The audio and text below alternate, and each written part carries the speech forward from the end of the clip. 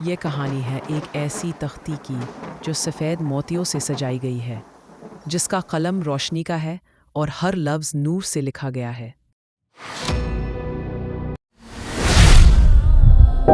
زمین اور آسمان بنانے سے 50,000 سال پہلے صرف اللہ کا وجود تھا۔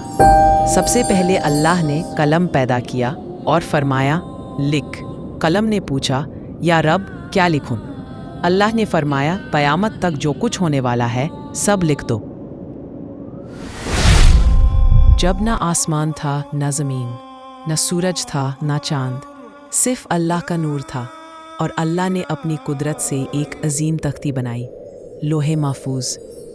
روایت کہتی ہے ایک نورانی تختی ہے جو سفید موتی اور لال یاقوت سے آراستہ ہے۔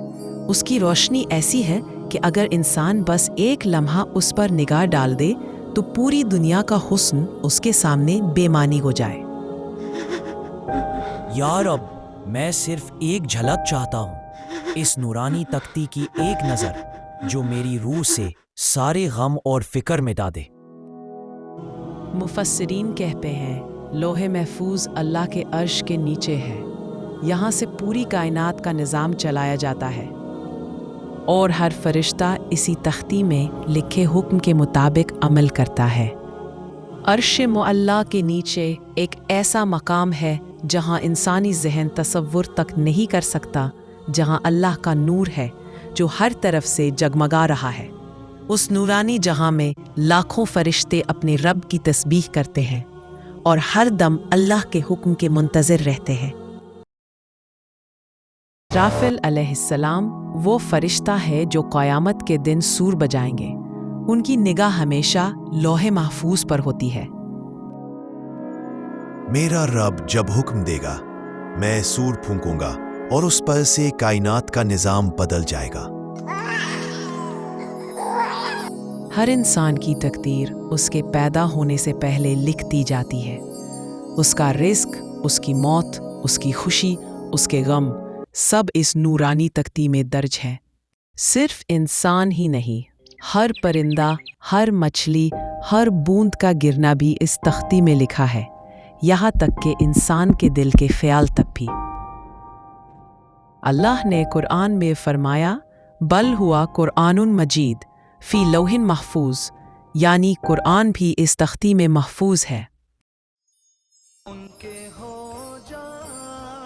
ہمارے پیارے نبی رسول اللہ صلی اللہ علیہ وسلم نے فرمایا، دعا کے سوا کوئی چیز تقدیر کو نہیں بدلتی اور نیکی عمر میں برکت کرتی ہے۔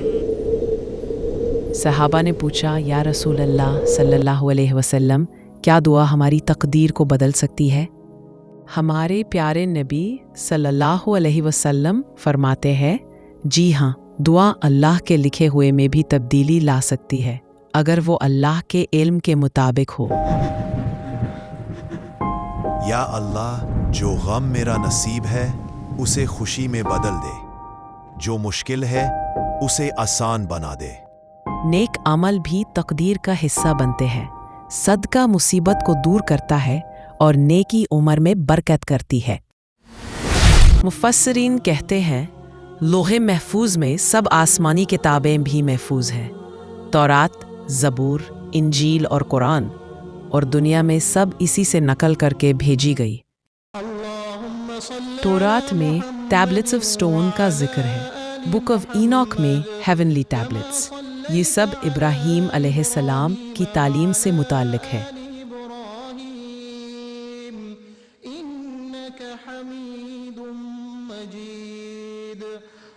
اللهم بارك على محمد وعلى آل محمد كما باركت على إبراهيم وعلى آل إبراهيم إنك حميد مجيد۔ علم سائنس کہتی ہے ہر چیز کا ریکارڈ ہوتا ہے۔ ڈی این اے انسان کی پوری زندگی کا نقشہ رکھتا ہے۔